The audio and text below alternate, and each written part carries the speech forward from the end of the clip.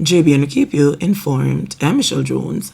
Before we get into the news, please remember to like, subscribe, leave a comment, and share the news with someone today. Now on to the news. 2 police constables and a woman shot and injured in downtown Kingston. The police in the Kingston Western Division have launched a search for a gunman who shot and injured 2 members of the police force and a bystander along Water Street in Denhamtown, Kingston, on Saturday morning. According to reports, at about 2:35, police officers attached to the Kingston Western Division were on mobile patrol on Albert Street when they observed that a man, who, upon seeing them, ran onto a nearby property. Some of the officers pursued the man on foot to Water Street but lost sight of him. Several men with high-powered weapons were then reportedly seen walking along Water Street where a party was in progress. The police say there was a shootout after the men opened fire at their service vehicle. They said when the shooting subsided, it was discovered that the 2 police officers and a 21-year-old woman had been shot. Both officers received wounds to their hands, which is not considered life-threatening, and the woman received wounds to the back and the leg. 2 of the service vehicle doors were reportedly damaged by bullets. The injured persons were taken to hospital for treatment. The Independent Commission of Investigations (INDECOM) and the Denhamtown Criminal Investigations Branch are probing the matter. Man shot and killed after allegedly challenging police in St. Andrew. The Independent Commission of Investigations (INDECOM) has launched a probe into the fatal shooting of 20-year-old Shamar Riley by police in the St. Andrew South Division on Saturday morning. According to reports, at about 12:10 a.m., police personnel were on operation at Angola Way in Hunts Bay when they were allegedly challenged by Riley, who was armed with a gun. The police reportedly took evasive action and fired, injuring Riley. Riley was taken to the Kingston Public Hospital, where he was pronounced dead. The police say they seized a pistol affixed with a magazine containing 2 rounds of ammunition from Riley. Meanwhile, Member of Parliament for South West St. Andrew, Dr. Angela Brown Burke, is expressing grave concern following the fatal shooting of Riley. This morning, I received the devastating news that a young man from our community, Shamar Riley, just 20 years old and a resident of York Avenue, Kingston 11, was killed during an incident involving police officers. I want to extend my deepest condolences to his family, friends, and the entire community. Shamar was known to many as a young man of good character, and I fully support the community's call for a full and transparent investigation into the circumstances of his death. This loss is even more painful because as a community, we have been working hard to build stronger and more positive relationships with the police to make our neighborhood safer for everyone. Today, I urge every eyewitness to reach out to INDECOM and provide a statement. Your voice matters. Your truth matters. We must work together to ensure that Shamar's death is not brushed aside and that the full facts are brought to light. I stand with the family and with the residents of York Avenue. We will grieve together. We will demand justice together.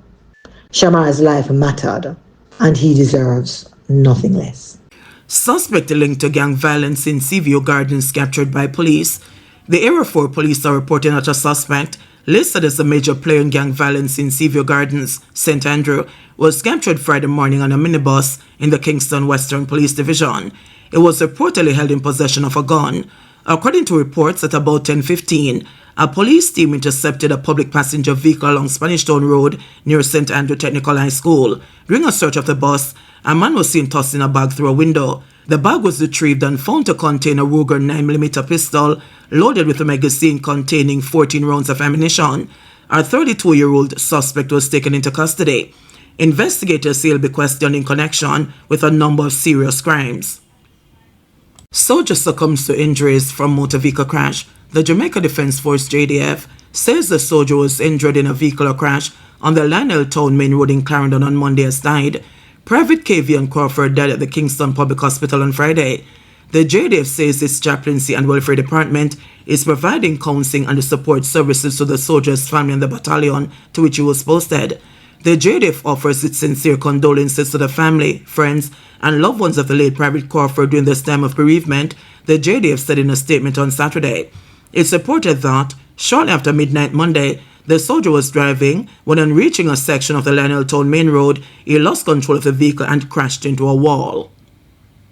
Clarendon man charged with murder of shopkeeper in Havana Heights, Clarendon. A Clarendon man has been charged with murder and multiple firearm-related offences. Following the fatal shooting of a shopkeeper in Havana Heights on April 17, he is Gopher Brown, a 35-year-old resident of the community. Brown has been formally charged with murder, possession of a prohibited weapon, unauthorized possession of ammunition, and using a firearm to commit a felony concerning the killing of 48-year-old Oliver Andrews, otherwise known as Sooty. The police report that Andrews was attacked at his business place at about 8:15 p.m. on April 17, according to a statement on Friday. Brown, allegedly armed with a gun, reportedly opened fire, hitting Andrews several times before fleeing the scene on foot. Residents summoned the police, who found Andrews suffering from gunshot wounds to his upper body. He was taken to hospital, where he later died while receiving treatment. Brown was apprehended during an intelligence-led operation on Wednesday. He was charged after a question and answer session in the presence of his attorney. Mayor Belknap is increasing security at Sentence Bay Infirmary following early morning burglary. Mayor of Sentence Bay, Michael Belknap, says the local governing body is currently considering ways to improve the level of security at the Sentence Bay Infirmary after a lone gunman broke into a section of the property on Saturday morning. The incident happened sometime after 2 a.m. It is understood that the thief gained access to the staff quarters through a window. We are looking at the whole security area so we can further increase security there, Belknap said. The man managed to escape with a cell phone belonging to one of the staff and a small sum of money. Belknap stated that the incident has left the community at the infirmary in shock. They have never seen anything like this before, so they are shaken up. And you think that the infirmary will be a forbidden place and a place of comfort to the people at the bottom of the society, he stated. He added that it is the responsibility of his team to care for those at the infirmary. We have a responsibility to the residents to take care of residents and staff, Belknap said. Reading to be timetabled in primary schools. The Ministry of Education will be instituting reading as a timetabled subject at the primary level in light of the concerns about foundational literacy skills. Rather than relying on an integrated approach in this new framework, reading will be taught. It will be a timetabled subject, at least for 2 hours each week at the primary level, grades 1 to 3. Every single class will be timetabled for reading, and that will mean that all our teachers will be teaching reading. So we will be rolling out a massive training program in this quarter to build the skill set of our teachers and to retool them to deliver this. We'll be focusing on literacy, reading for fluency, reading for vocabulary building, and we will be looking at reading for enjoyment and word recognition. Those are the key areas that we'll be focusing for grades 1 to 3. And of course, we have the upper primary level.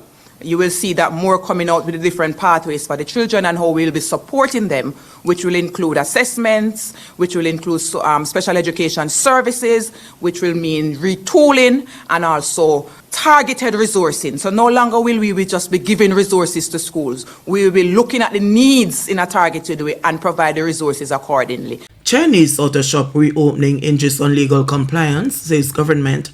The government says the Chinese-operated auto repair shop at Ferry Pen, which is under investigation for possible breaches of Jamaica's labor laws, will be allowed to reopen in the shortest possible time once compliance is confirmed.